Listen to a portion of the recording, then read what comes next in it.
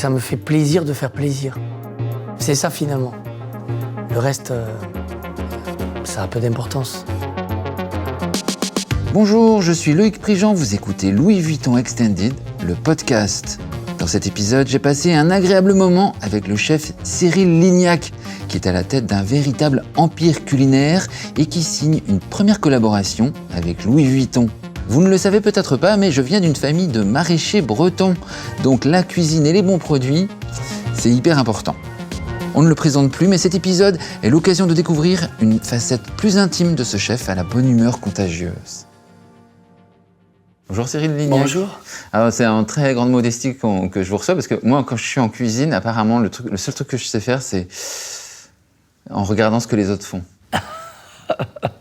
C'est quoi, vous, votre onomatopée quand vous voyez un truc qui vous plaît pas en cuisine? Exactement ça. Ah oui, vous le faites aussi? Oula. Ah oui, voilà. Ouais. Mais je corrige tout de suite, en fait. Parce que la cuisine, c'est un métier de sensation. Et bien sûr, ça s'apprend dans des livres ou dans les écoles. Mais après, c'est la sensibilité. Hier soir, j'étais au restaurant, par exemple, et à un moment donné, je vois la glace. Et la glace, quand elle turbine, une fois, deux fois, elle peut de temps en temps grainer. Mais finement. Alors, il n'y a que moi qui le vois. Mais à partir du moment où moi je le vois, ça y est, c'est fini. Donc, en effet, j'explique, on reprend une autre glace, on refait. Donc, l'essentiel, c'est, je fais pas des comme ça. Tout de suite, je m'implique et on discute et on essaie de faire passer ce feeling. C'est ça qui est important pour moi. Parce que même si je leur apprends des techniques, il y a quand même toujours ce truc qu'on a personnel, comme si on le mettait à la bouche. On fait le métier le plus charnel du monde, puisque on nourrit les gens. On met quelque chose dans la bouche des gens. C'est quand même un métier fantastique. Mais c'est un moment subjectif aussi, parfois. Oui, c'est un moment subjectif, puisque la cuisine, on aime, on n'aime pas, on est capté par des émotions, on peut se régaler. Moi, j'ai mangé j'avais pas mangé dans mon restaurant depuis un petit bout de temps, et on a un restaurant où on fait que de la viande avec un barbecue. Et du coup, là, j'ai remangé de la viande avec une béarnaise. Et je me suis dit, mais mon Dieu, que c'est bon. Et pourtant, c'est une béarnaise, quoi. Bah oui, des choses simples. Des choses très simples. Vous venez de l'Aveyron, c'est quoi les produits maraîchers dans l'Aveyron avec lesquels vous avez grandi? La pomme de terre. Ah ouais? Non, mais dans l'Aveyron, nous, c'est une région agricole, très rurale. Et donc, on peut vivre en autarcie, nous, dans l'Aveyron, puisqu'on a le bœuf de l'Aubrac, l'agneau de l'Aveyron, on a tous les produits. Et les légumes, on a tous les légumes, les pommes de terre, les légumes verts, etc. Mais c'est vrai que chez moi, c'était beaucoup les pommes de terre avec la viande, quoi. Et donc ça, c'est quelque chose qui m'est beaucoup resté, puisque en principe, quand vous arrivez et que vous voulez faire la cuisine, vous dites on fait des pommes de terre, il y a peu de gens qui aiment pas les pommes de terre, quoi. C'est clair, les gens qui aiment pas les pommes de terre. C'est quand même assez rare. Qui sont ces gens? C'est quoi le déclic pour que vous mettiez à la cuisine quand vous êtes enfant? C'est à quel âge? C'est à 15 ans par là. Et pourquoi? Parce que j'étais pas très bon à l'école. Et enfin, moi, j'aimais bien l'école, mais elle m'aimait pas, donc il a fallu qu'on trouve une solution. Et donc, nous, on a des traditions gourmandes. Mes parents cuisinaient, ma mère cuisinait très bien. Et donc, on est invité à la maison, on allait peu au restaurant, on n'avait pas des grands moyens. Donc, on faisait assez tout facilement, puisqu'on vivait à côté des fermes, donc on avait des beaux produits assez simples et bons pour se régaler. Et chaque fois que mes parents invitaient la famille ou des amis, et qu'ils cuisinaient, il y avait toujours ce regard bienveillant porté sur ma mère, ou mon père d'ailleurs, qui cuisine très bien aussi. Il leur faisait toujours des compliments, il les regardait avec beaucoup d'affection. Et je me suis dit, si je fais bien à manger, les gens ils vont m'aimer. Quand j'ai compris que la cuisine, ça pouvait être une clé qui ouvrait la porte de plein de choses, de rencontres, de personnes, le moment de la table, le moment où on partage, le moment où on rigole, le moment où on s'engueule, le moment où on pleure, où on rit. C'est la vie, la table, en fait. Et encore aujourd'hui, d'ailleurs. Les gens vont au restaurant pour s'unir, se désunir, signer un contrat, passer un bon moment, fêter un anniversaire, rire, pleurer, c'est la vie, en fait. Et on est dans les restaurants un peu le poumon de la société. Et donc, du coup, quand j'étais jeune, je me disais pas que c'était le poumon de la société, on était dans l'Aveyron. Mais je me disais que ça pouvait m'amener quelque chose. Donc je suis parti à l'école hôtelière. Vous êtes arrivé à quel âge à Paris? Est-ce que ça a été un triomphe immédiat ou pas? Non, un triomphe immédiat. Je suis arrivé à Paris, j'avais 22 ans après l'armée. Moi, j'ai fait l'armée. Vous avez fait quoi à l'armée? J'ai fermé les casernes. Ah ouais, waouh. J'étais à l'armée dans la gendarmerie. Sérieux? Et puis après, j'étais cuisinier. Vous étiez un bon gendarme? Forcément. Non, mais j'étais cuisinier. Ok. En fait, d'accord. j'ai fait l'armée, mes classes dans la gendarmerie. Ah ouais. Mais après, quand on avait une fonction professionnelle à l'armée, moi j'étais cuisinier, donc forcément j'étais cuisinier de la commandant. Ah, trop bien. Voilà. Ouais, c'était super. Bonne expérience, j'imagine. Très bonne expérience. Et donc ensuite... 22 ans, après, Paris. Paris. Monter à Paris, c'était un peu les opiniâtres, les courageux, voilà. Et donc je me disais, j'ai envie d'aller à Paris, quoi. J'avais fait le tour dans l'Aveyron, j'avais appris la cuisine dans un restaurant étoilé, et c'était super, mais j'avais envie d'aller tenter mon aventure. Et donc, je suis parti à Paris, et c'était super. Le moral, c'était bon et tout? C'était un peu difficile, parce que je voulais pas montrer à mes parents que forcément c'était dur, parce que j'étais parti fier en disant, moi, je vais conquérir Paris. Je peux pas faire le solide, j'étais quand même un peu fragile, c'était difficile, ouais. Et tout de suite, vous passez chez Alain Passard, chez les frères Pourcel. Ça fait quoi, toutes ces expériences prestigieuses? Non, c'est super, c'est le prolongement de ce que j'ai appris dans l'Aveyron. Ouais. C'est le prolongement en étant à Paris. C'est un terrain que je connais pas. Je pense qu'on grandit de nos expériences, certes de nos erreurs, mais aussi surtout de se mettre dans un inconfort, dans quelque chose que l'on ne connaît pas. C'est l'inconnu qui te permet de t'adapter et te permet de grandir. Donc, non, c'est très, très bonnes expériences. Vous pouvez me parler de ce restaurant qui s'appelle La Suite, où vous avez travaillé quand vous avez 25 ans, vous en êtes le chef? Oui. C'était quoi ce restaurant?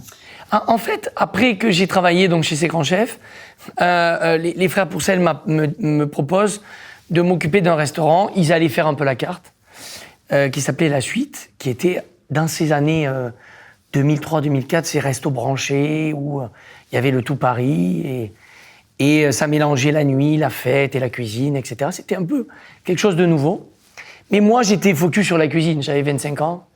C'était mon premier poste de chef. Je dirigeais une brigade.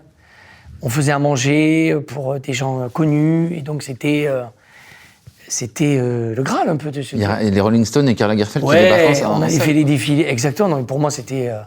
Je me disais, c'est incroyable. Et à la fois, ça me mettait la pression telle de réussir à combler cette clientèle, à faire en sorte que ce soit bon, qu'ils aient envie de revenir. Et voilà, c'était une nouvelle ère de restaurant. Et c'est là qu'on vous repère, c'est ça? C'est là qu'il y a quelqu'un qui dit « Ah, vous feriez de la bonne télévision. » Et donc, c'est assez paradoxal parce que moi, je suis plutôt low profile, discret, pas du tout dans ce schéma-là. Et quand on me dit on va lancer une émission de cuisine comme Jamie Oliver en Angleterre et on est sûr que c'est toi. J'ai dit mais moi c'est pas moi, non. J'avais foncièrement pas envie de ça. Ah ouais, carrément. Pas du tout. Et les premiers moments ont été assez compliqués pour moi parce que j'avais la trouille des caméras, j'étais pas confortable dans ce schéma-là, jusqu'au jour où Mathieu, qui est aujourd'hui mon partenaire dans notre société de production, me dit, écoute, on va se poser face à une caméra, tu vas m'expliquer, et puis t'oublies la caméra, on va parler. Okay. Et donc j'y raconte un peu ma vie, et d'un coup, j'ai ce truc de me dire, bon, ben en fait, j'ai pas peur de la caméra, et puis ce qu'on me demande, c'est de faire ce que je suis, donc je vais être qui je suis. Et donc je suis parti. Et ça a été une expérience fantastique. Et ensuite, on a continué l'aventure télévisuelle, et là, bon, ben voilà, j'étais dans ce schéma-là, quoi. Mais le début du début, c'est pas un choix, entre guillemets, ça s'est passé comme ça, quoi. On vous a un peu poussé, quoi. Ben, un peu, ouais, quand même. Et c'est presque une télé-réalité, en plus, le premier projet. Oui, c'est de la... Alors, dans le mot télé-réalité, il y a la mauvaise télé-réalité. Non, mais il y a les documentaires. Et il y a le documentaire réalité où, en effet, ce qui a passionné les gens, parce que c'était quand même assez dingue, c'était 5 millions de téléspectateurs, ça a fait un boom... La France était lignaquisée. Dingue. On n'ira pas jusqu'à là, mais en tout cas, c'était la première fois qu'on montrait comment vivait un restaurant. Ce qui a après amené Top Chef et toutes ces télés aujourd'hui. Mais auparavant de ça, on connaissait Joël Robuchon, qui faisait une recette de cuisine, et on n'était jamais vraiment rentré dans le cœur du réacteur. Et là, on montrait aux personnes ce qu'était qu'un restaurant, comment on le vit, les joies, les doutes, les peines, le stress, la pression, les ratés et tout ce que ça incombe. Parce que finalement, quand les gens viennent au restaurant, ils s'installent à table, mais ils savent pas ce qui se passe derrière. Et donc, du coup, ça permet de comprendre, en fait, et d'ouvrir des portes de choses qu'on ne peut pas voir. Donc, c'était ça, en fait, à l'époque. Oui, ça a été fantastique. Et les gens vous ont adoré. Il y a une célébrité instantanée vraiment incroyable et qui est rare en France. Vous devenez une mascotte instantanément. Oui, quand il y a eu toute cette popularité et que les choses ont pris de l'ampleur, la première chose que j'ai faite, c'est de m'enfermer dans le restaurant. Mais ce qui était très important pour moi, c'était de continuer mon métier. Parce que j'aurais pu basculer en me disant, j'ai pas de restaurant et je fais que des émissions de cuisine, ce que je fais aujourd'hui, et j'ai les restaurants et les pâtisseries, et j'ai développé des choses. Parce que j'ai besoin de me nourrir de ce qu'est mon métier, mon ADN au plus profond de moi-même. Et c'est ça qui me fascine, en fait. Et j'ai jamais abandonné mon métier. Et alors justement, qu'est-ce qui vous anime? Qu'est-ce qui vous donne vraiment beaucoup de plaisir encore aujourd'hui en cuisine? Bah, tout. Ah ouais, vraiment? Ouais. Ce qui m'anime avant tout dans la cuisine, c'est le client heureux. Ok. C'est ça qui m'anime parce que c'est le devoir accompli. Et en fait, il y a plusieurs manières de faire la cuisine. Il y a faire la cuisine pour les autres, et puis il y a faire la cuisine pour soi. Dans la création. C'est-à-dire que soit on fait la cuisine en se disant je vais créer une cuisine qui va vraiment faire plaisir, donc je comprends ma clientèle et je me calque là pour travailler pour eux, et ça c'est important. Et puis il y a un axe de création, qu'ont d'autres chefs, qui est de créer pour soi, le talent et le reste. Moi, ce qui me plaît, c'est avant tout le client. Quand je fais des gâteaux, s'il y a des clients qui me disent je veux un gâteau au praliné, à la pistache, à la noisette, etc., je vais me pencher pour créer pour eux, pour faire plaisir. Et ça, c'est hyper important pour moi. Vous regardez les visages et tout, parce qu'il y a vraiment des visages dans vos restaurants. Oui, on mais fait des têtes. Hein. Après, maintenant, je connais aussi, je connais les clients. Oui. Je sais ce que les gens aiment, ce qu'ils veulent. Voilà, c'est un peu comme dans la mode d'ailleurs. On va dans une marque ou dans une autre, parce que dans un créateur ou un autre, parce qu'on aime cet esprit du créateur. Ouais. Ben c'est un peu pareil dans la cuisine. Oui, en mode, on parle d'ADN et on peut parler de ça aussi en cuisine. Aussi, bien sûr. Et ce que j'aime aussi dans la cuisine, parce que je résume pas aujourd'hui la cuisine que à l'assiette pure et dure. Je résume la cuisine à tout un ensemble. C'est-à-dire au restaurant, à la lumière, au design, à la musique, à l'accueil, au cocktail, à la manière dont on gère le restaurant et comment les clients se sentent bien. Tout ça, pour moi, ça englobe la cuisine. Moi, je raconte une histoire, en fait. J'ai envie on ait envie de venir là parce qu'il y a une globalité, en fait. Oui, c'est ça. Il y a plein de défis, j'imagine, en ce moment, en plus, sur le locavore, la durabilité, tout ça. Aussi, oui. Il faut être juste sur le propos de la cuisine. Mais bon, ça, nous, on le fait depuis longtemps parce que on est le plus possible de circuits courts, le plus possible de pêche durable, le plus possible de... Ouais, on est quand même... C'est notre métier. Donc, on le fait de facto, quoi. Vous avez des cycles longs ou des cycles courts? Parce qu'en mode, c'est genre... Ouais, c'est les saisons, quoi. Mais on est pareil, on est à la saison. Ouais. Et du coup, vous avez des inspi qui... On est dans les collections été... Ah ouais, c'est ça, vous êtes en printemps. Mais là, en ce moment, je suis à Noël, moi. Ah, ok, d'accord. Voilà, j'ai déjà, avant l'été, dessiné les bûches. Et là, on en est au goût, au réglage, et pour terminer tout ça. Donc, on démarre pour les créations de Noël, on s'y attaque au mois de mai, juin, voilà. Ah ouais, trop bien. Ouais. Comme dans la mode, en fait. Comme la pâtisserie, comme dans la mode, oui. Il y a des mood boards, des choses comme ça, non? On dessine les gâteaux, oui. Ah ouais, ok. Mais dans le restaurant, c'est un peu pareil parce que il faut toujours avoir de l'avance. Là, par exemple, c'est la pleine saison des figues, les belles figues de Soliès. La saison est courte parce que ça démarre fin août jusqu'à début octobre. Donc, si déjà on se dit fin août, qu'est-ce que je vais bien cuisiner? Bon, mais t'as déjà perdu 15 jours. Donc, il faut déjà qu'auparavant, on ait déjà réfléchi, ou même là, cette année, tant qu'on a les belles figues, de commencer à écrire pour que l'année prochaine, quand on va avoir les figues le 25, on sait ce qu'on va mettre. Donc on travaille quand même à la saisonnalité. Enfin, quand même beaucoup. Et en avance. Et alors après, on a le deuxième problème qui est que les clients, ils aiment une recette et on peut pas la toucher. Donc on est obligé de leur faire plaisir. Comme dans la mode, il y a les marinières. Exactement. Ah ouais, non mais c'est sûr. Et donc, Louis Vuitton lance son premier café au Royaume-Uni. Et c'est avec vous. Comment ça s'est passé? C'est vous qui avez fait la carte. Exactement. Alors en fait, j'ai ouvert un bar des Prés à Londres. J'adore cette ville. Et donc, on est juste à côté de Louis Vuitton. Et Amandine Romer, qui est la DG du UK, vient manger au bar des Prés. Et puis on a discuté, elle est française forcément. Et donc du coup, on a beaucoup discuté de cuisine. J'ai fait un repas ou 2 repas au siège. Et puis de là, après, est venu le café Vuitton à Heathrow. Et donc, ils m'ont proposé de m'en occuper. Et donc, je suis super content parce que, au-delà de cette ville et de ce pays que j'adore, c'est une aventure nouvelle pour moi.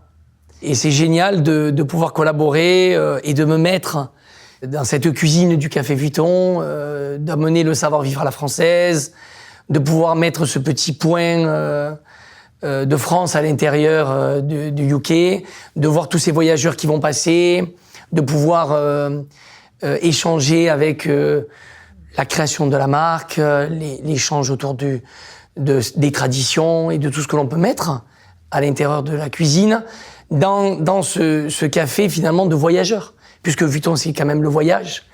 Si on m'avait dit que dans l'Aveyron un jour je serais en train de faire la cuisine et de partager la création avec une marque aussi belle et aussi prestigieuse, bon ben je l'aurais pas cru, donc c'est encore une histoire Trop bien, ça. magique. C'est fantastique, parce que finalement la cuisine, je me dis que ça mène à tout. Et ça me ramène à la jeunesse de ce que je disais quand je regardais les gens qui regardaient d'un bon œil mes parents en me disant bah tu vois c'est cet esprit de cuisine qui amène les choses exceptionnelles quoi. Il y a quoi sur cette carte qui s'adresse à des voyageurs, du coup? Comment vous l'avez... Bah, la cuisine du voyage. Qu'est-ce que c'est que la cuisine du voyage? Alors, la cuisine du voyage, c'est un lobster roll. Ok, oui. Qui finalement se mange un peu du bout des doigts, qui finalement, on est dans un aéroport. Donc, on est au centre du voyage, on va pas s'attabler de la même manière que si on va au restaurant.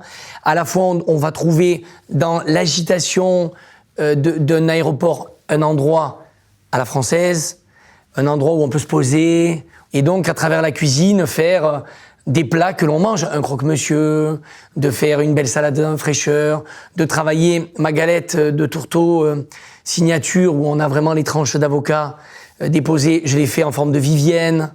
Donc voilà, travailler autour de ça, tout en légèreté, travailler les monogrammes avec le chocolat, travailler des choses comme ça qui sont très intéressantes et qui sont là pour la marque. Moi, je me plais à me dire que je me mets un petit peu dans des chaussons pour travailler derrière la marque. Voilà. Et le monogramme, ça vous a suggéré quoi? Ben, l'avantage, c'est qu'on peut travailler le chocolat. Donc, on peut travailler les gâteaux. On peut floquer des gâteaux. On peut travailler sur du pain de mie. On peut travailler plein de choses. Du pain de mie? Pour gaufrer le pain de mie qui va permettre d'avoir le monogramme. Mais non. On peut travailler plein de choses comme ça. Ah ouais? Ouais. Ah, donc vous êtes amusé, quoi. Ben, je me suis amusé, ouais. Ouais. Ben, si je m'amuse pas, c'est pas... Ça marche pas. Vous avez toujours cette sensation d'avoir ce regard de bienveillance posé sur vous? Celui que vous aviez vu posé sur vos parents quand ils faisaient à manger? Oui, on peut pas plaire à tout le monde.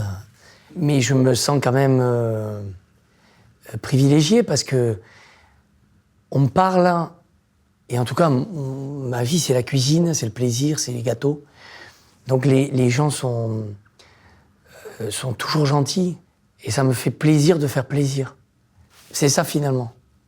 Le reste, ça a peu d'importance. Donc j'essaie de faire plaisir avec les gâteaux, avec de l'expression, avec des livres, et ça me nourrit et ça me fait du bien. Et je peux dire que je suis heureux. Donc c'est génial. Trop bien. Merci en tout cas. Merci à vous. Pour votre bienveillance et votre gentillesse. Merci beaucoup. Je pense qu'on est sur notre record de surhomme. On a accueilli quelqu'un qui a un point de départ très monsieur tout le monde dans l'Aveyron, une famille absolument classique française et qui devient plusieurs hommes, plusieurs chefs d'entreprise dans plusieurs domaines quoi en fait. Et qui reste chef et qui reste hyper sympathique et hyper agréable. Et c'est Cyril Lignac, il est sympa et c'est la mascotte de la France et c'est pas pour rien. Merci d'avoir écouté cet épisode du podcast Louis Vuitton Extended. On se retrouve bientôt pour de nouvelles histoires en compagnie de personnalités visionnaires. Vous pouvez trouver tous les épisodes sur vos plateformes d'écoute préférées comme Spotify ou Apple Podcast. Pensez à vous abonner au podcast pour recevoir les notifications, comme ça vous ne loupez aucun épisode. Et on se retrouve très vite pour un nouvel épisode de Louis Vuitton Extended.